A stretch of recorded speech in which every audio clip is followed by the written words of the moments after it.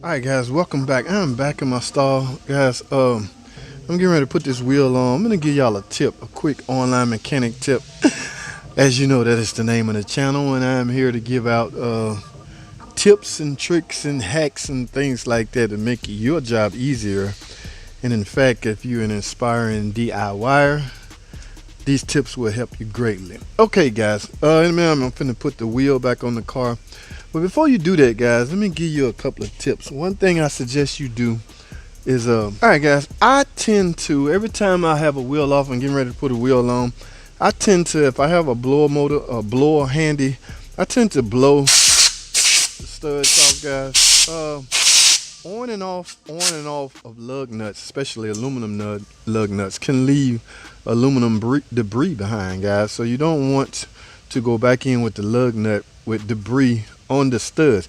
In fact, I go so far as to take the lug nuts and do one of these numbers right before I put it back in. Y'all see all the little, let me get you a good one. See that? Those aluminum shavings coming out of there. I do this on every single lug nut before I put it on. It's become a habit right now. In fact, it's like a ritual, things you do automatically. Look at all the little shavings coming out. And if it's too excessive, I will blow it out with an air blower. That's just a little tip, guys. On and off, like I say, on and off and on and off with those shavings inside that cap can eventually cause the lug nut to seize on the stud.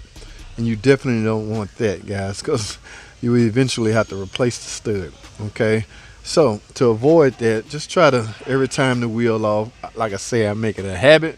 Every single time I have a wheel off, before I put the lug nuts on, I'll do one of these numbers, okay? And in fact, if I have my blower already hooked to my air hose, online mechanic tips, guys. All right, that's all I have on that one. Let's go this way, guys. Oh, so guys, the mystery transmission home has been found.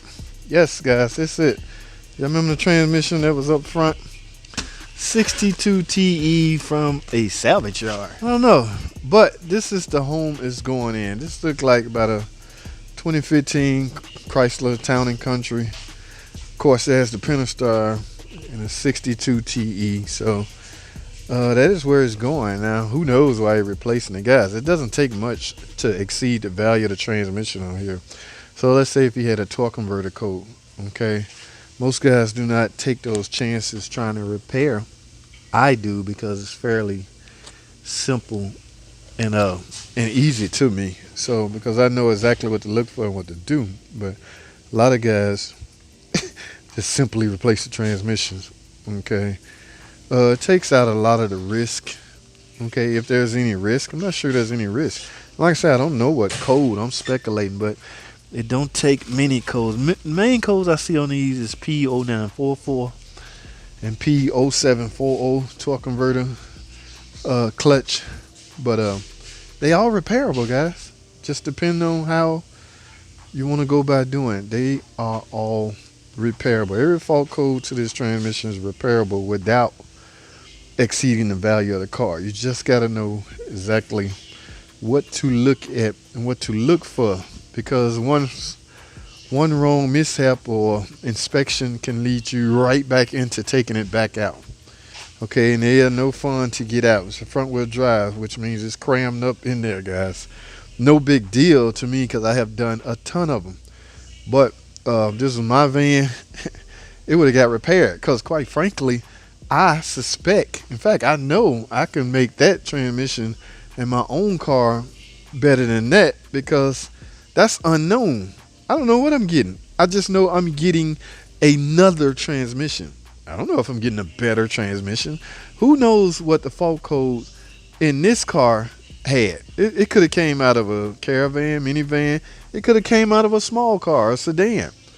They put these transmission in quite a bit of cars. So who knows what codes was in the TCM of those cars, of this car. I know what I'm getting. So if this was mine, I would recondition it. I did actually recondition my transmission. All right, yeah, I took it out, rebuilt everything. Okay, now I was out of money for parts like torque converter. Torque converter has clutches in it, guys. They're gonna wear. You can't recondition a torque converter. Well, a recondition plant can, but I can't. So I replaced that, and I reconditioned. I replaced every seal in that transmission. It was like brand new when I was done. Make sure the valve body, there was no restrictions in the valve body. In fact, guys, there's some little small filters in the valve body that should be replaced every time you open up a transmission. That's merely what can cause a lot of the valve body restrictions. But I don't want to spend too much time on this. Just so you know, that is where this transmission going. It will live inside this 2013, maybe 2014 Chrysler Town and Country. I don't know why, guys. This is one of my typical day in the shops where I browse around and be nosy. All right, guys. Just like to have fun. So, all right.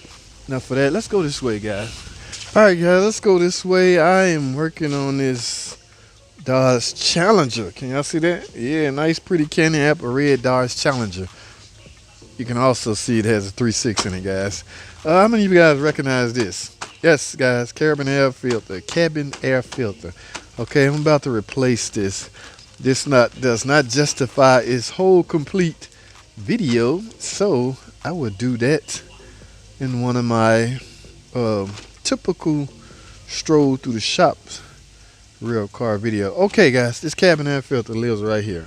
All right, merely now that's on this particular car. They're hidden all over the place depending on what kind of car you got, guys. All right, so the best way to get this out, well, as you can see where it lives, first of all, so it is beneath this. All right, so guys, what you do, man, you pretty much have to remove this top cover. You can see these little tabs right here.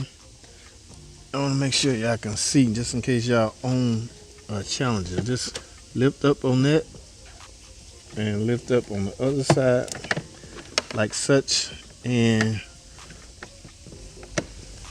all right, now the filter is visible. Now guys, what you want to do is take note of the airflow, how the filter is pointing, airflow going inside. Okay, this is if it was installed correctly by the last installer. Okay, now you can see it's sitting inside a little slot, so pretty much just pick it up out of its slot.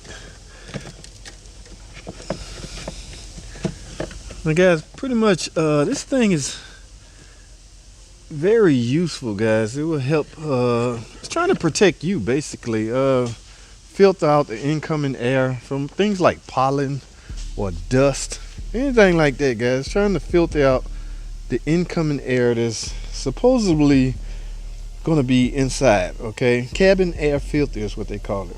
All right, so merely reverse the removal procedure and you'll be home free, guys, scot free. As you can see, the arrow was pointing this way, so just make sure the arrow is pointing the same way it was. You removed it and just slide it right back into its spot, and that's pretty much it, guys.